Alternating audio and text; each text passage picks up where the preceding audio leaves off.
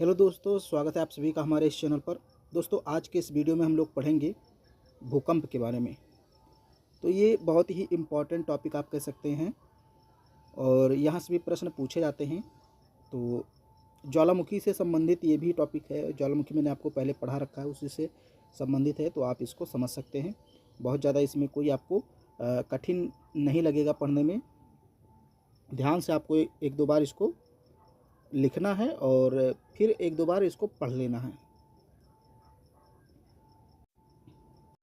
सबसे पहले देखते हैं भूकंप होता क्या है। तो देखिए, भूकंप, भू मतलब जो हमारी पृथ्वी है, और कंप का मतलब होता है कांपना, यानी जब हमारी पृथ्वी कांप जाए।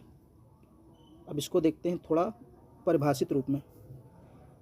प्राकृतिक और मानव जनित कारणों से भूपृष्ठ पर उत्पन्न आकस्मिक कंपन भूकंप कहलाते हैं। यानी प्राकृतिक कारण भी हो सकता है और कृत्रिम कारण यानी कि मानव जनित कारण भी हो सकता है।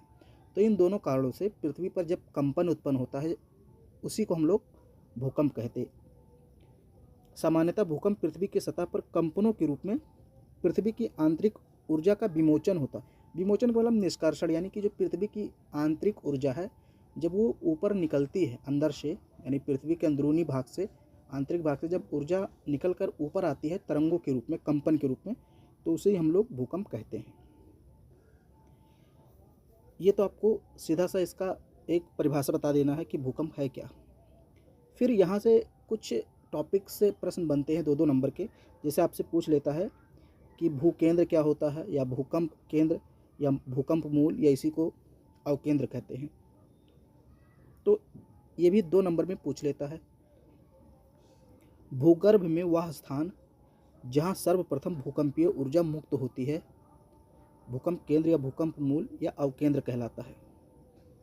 मतलब जहाँ पे सबसे पहले भूकंप उत्पन्न होता है, जहाँ से भूकंप की उत्पत्ति होती। मान लीजिए हमारी पृथ्वी है, मान लीजिए ये हमारी पृथ्वी है, तो इस पॉइंट पे अगर भूकंप उत्पन्न हुआ तो इसको हम लोग कहेंगे भूकंप केंद्र या भूकंप मूल। मूल का मतलब जड़, जहाँ से उत्पन्न होता है।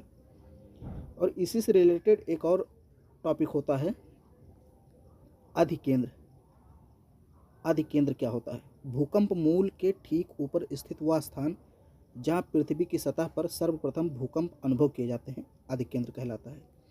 अब देखिए, इसको समझ लीजिए। मान लीजिए पृथ्वी है, तो यहाँ से भूकंप उत्पन्न हुआ, ये मैंने एक पॉइंट किया है, यहाँ से भूकंप उत्पन्न हुआ, तो इसे हम भूकंप केंद्र कहेंगे, या भूकंप मूल या अवकेंद्र कहेंगे। और इसके ऊपर पृथ्वी की सतह पर ऐसे सीधे इस वाले पॉइंट पे, जहाँ पे सबसे पहले भूकंपीय तरंगें पहुँचती हैं, उसको हम लोग कहते हैं एपिसेंटर, हिंदी में अधिकेंद्र बोलते हैं। यानी भूकंप मूल के ठीक ऊपर का वह स्थान जहाँ पर सर्वप्रथम भूकंप अनुभव किया जाता है, वहाँ पर आप कह सकते हैं उसे अधिकेंद्र कहते हैं। एक और शब्द मिलता है प्रतिध्रुवस्थ। अधिकेंद्र के ठीक विपरीत 180 डिग्री पर स्थित स्थान प्रतिध्रुवस्थ कहलाता है। तो अधिकेंद्र के ठीक विपरीत आप मान लीजिए। यहाँ से प्रश्न नहीं बनते, लेकिन फिर भी आप जानते रहिए, अगर कोई पूछ ले प्रतिध्रुवस्थ क्या है, तो अधिकेंद्र के 180 डिग्री विपरीत। फिर समभूकंपीय रेखा क्या है? समान भूकंपीय तीव्रता वाले क्षेत्रों को मिलाने वाली रेखा को समभूकंपीय रेखा कहते हैं। ये सब मैं आपको कुछ शब्दावलियाँ बता रहा हूँ पहले, फिर हम लोग भूकंप के बारे में पढ़ेंगे डिटेल में। फिर सहभूकंपीय रेखा, भूकंपीय क्षेत्रों में एक ही समय पर आने वाले भूकंप को दर्शाने वाले रेखा को सहभूकंपीय रेखा कहते हैं। मतलब जब ऐसा स्थान आप कह सकते हैं जहाँ पर एक ही समय में भूकंप आते हैं, तो उस स्थानों को मिलाने वाली रेखा को क्या कहते हैं? सहभूकंपीय रेखा। मतलब सह मतलब साथ में, यानी एक साथ में जब भूकंप आती। तो ये सब 2 नंबर में कभी कभी पूछ लेते हैं। जैसे आप देखते हैं जब बीए फर्स्ट सेमेस्टर का पेपर होता है, उसमें कुछ अति लघु उत्तरीय प्रश्न होते हैं, यानी वेरी शॉर्ट क्वेश्चन। तो 2 नंबर में ही यहाँ से क्वेश्चन बन सकते हैं, इसलिए मैंने इसको पढ़ा दिया। अब यहाँ चित्र के माध्यम से देख लीजिए, ये भूकंप मूल है जहाँ से भूकंप की उत्पत्ति होती है, और ये देखिए सीधे अधिकेंद्र, यानी भूकंप मूल के ऊपर यहाँ पे सबसे पहले कंपन अनुभव किया जाता है। तो ये भूकंप अधिकेंद्र हो गया, ये भूकंप का केंद्र हुआ, ये अधिकेंद्र हुआ।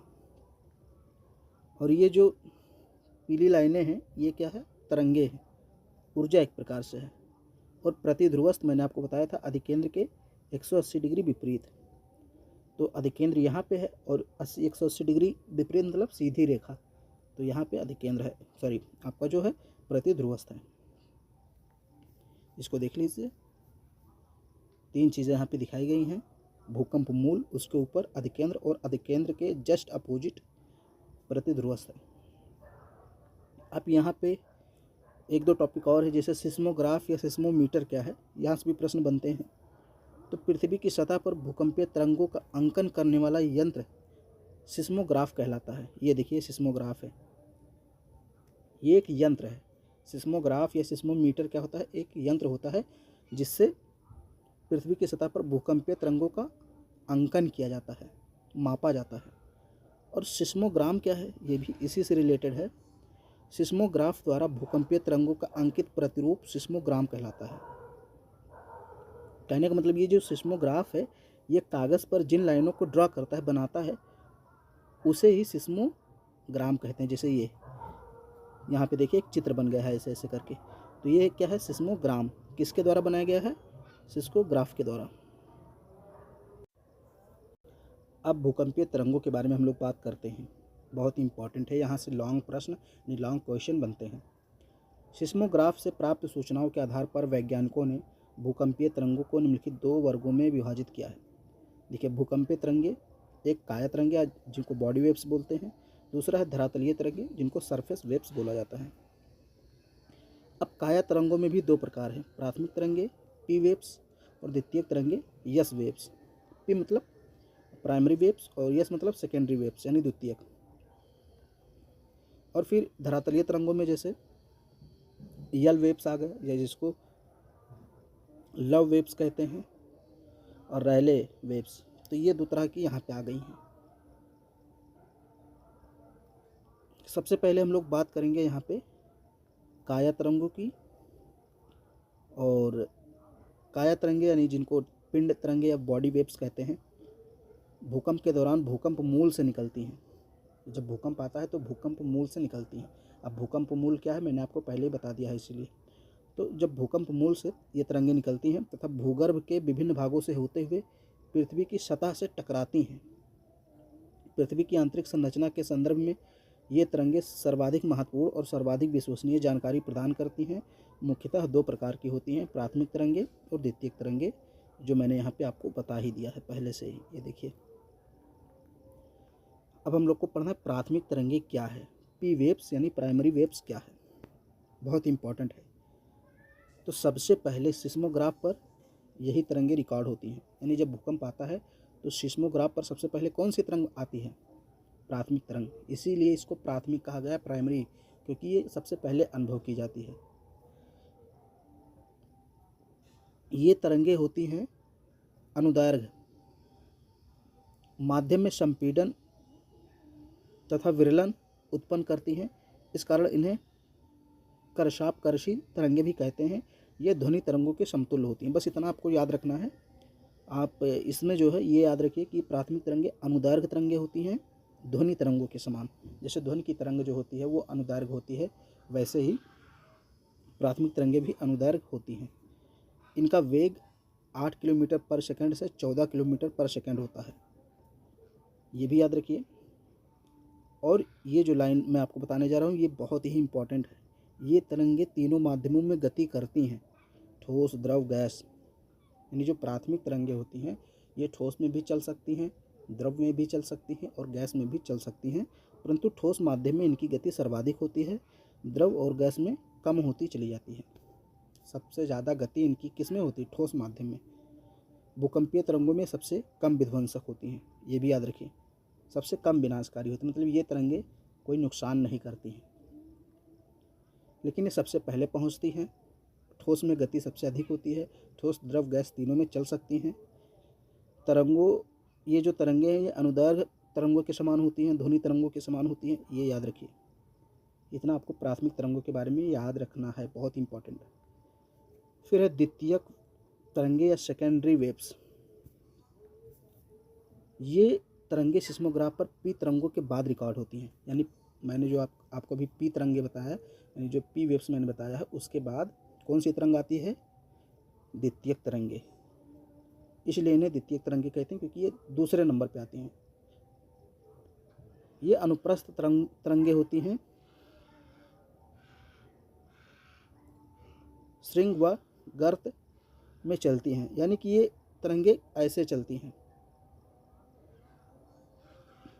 श्रृंग और गर्त बना के।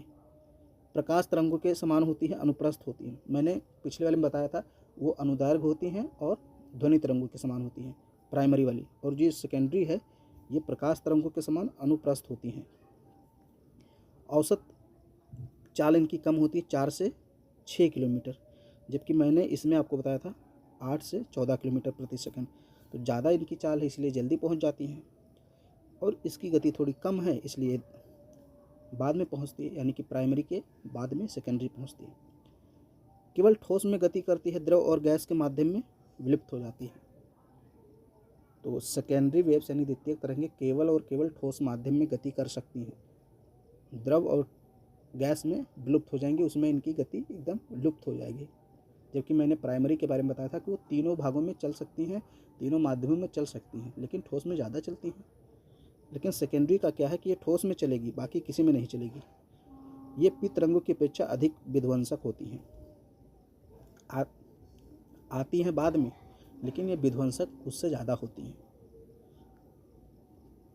फिर मैंने आपको बताया था, यहाँ पे देखिए एक चीज़, यहाँ पे देखिए, ये आपका हो गया काय तरंगे, प्राथमिक द्वितीयक हो गया। अब धरातलीय तरंगों के बारे में बात करेंगे।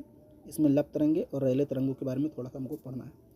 तो ये धरातलीय तरंगे मतलब जो धरातल पर उत्पन्न होती हैं, यानी ये विध्वंसकारी होती हैं, क्योंकि भाई जब तरंगे धरातल पर पहुँचेंगी तभी धरातल पे उपस्थित घर, महल, जो भी पेड़ पौधे, खंभे जो भी हैं, उन सबको एक प्रकार से क्षति पहुँचाएंगी। तो इसीलिए इनको धरातलीय तरंगे कहा गया है, क्योंकि ये धरातल पर उत्पन्न होती हैं। देखिए, जब काया तरंगे पृथ्वी की सतह की चट्टानों से टकराती हैं, तब चट्टानों तथा काया तरंगों की अन्योन्य क्रिया के फलस्वरूप विशेष प्रकार की तरंगे उत्पन्न होती हैं, जो केवल धरातल पर ही गति करती हैं तथा भूगर्भ में प्रवेश नहीं करती हैं। इन्हें धरातलीय तरंगे कहते हैं। इन्हें जो धरातलीय तरंगे होती हैं, ये भूगर्भ में प्रवेश नहीं कर पाती हैं, पृथ्वी के अंदर नहीं जाती हैं, ये धरातल पर ही उत्पन्न होती हैं। 2 प्रकार की होती हैं, लब और रैले। धरातलीय तरंगे अधिकेंद्र पर उत्पन्न होकर, अधिकेंद्र क्या होता है मैंने आपको बताया था, यानी कि भूकंप केंद्र के ठीक ऊपर का वह भाग जहाँ पर सबसे पहले कंपन अनुभव किया जाता है, उसे ही अधिकेंद्र कहते हैं। तो वहीं पर ये उत्पन्न होती हैं और पृथ्वी की सतह से होते हुए पुनः दूसरे अधिकेंद्र पर पहुँचती हैं। इस प्रकार ये सारी भूकंपीय तरंगों में सबसे अधिक दूरी तय करती हैं, अतः इन्हें दीर्घ तरंगे भी कहते हैं, लॉन्ग वेव्स या लव वेव्स भी कहते हैं। इनमें अनुप्रस्थ और अनुदैर्घ्य दोनों तरंगों के गुण पाए जाते हैं। गति इनकी सबसे कम होती है, यानी 1.5 किलोमीटर प्रति सेकंड की रफ्तार से कह सकते हैं 3 किलोमीटर प्रति सेकंड की रफ्तार इनकी गति होती है, बहुत कम होती है, मतलब स्लो चलती हैं, सबसे बाद में पहुंचती हैं। ये ठोस, द्रव, गैस तीनों माध्यमों में गति कर सकती हैं, किंतु ठोस माध्यमों में इनकी गति सर्वाधिक होती है और द्रव और गैस में कम होती जाती है। ये सर्वाधिक विध्वंस भूकंपीय तरंगे हैं, सबसे ज़्यादा विध्वंसक, मतलब सबसे ज़्यादा तबाही मचाने वाली तरंगे होती हैं। कौन सी? धरातलीय तरंगे, या जिनको आप यल वेव्स भी कहते हैं।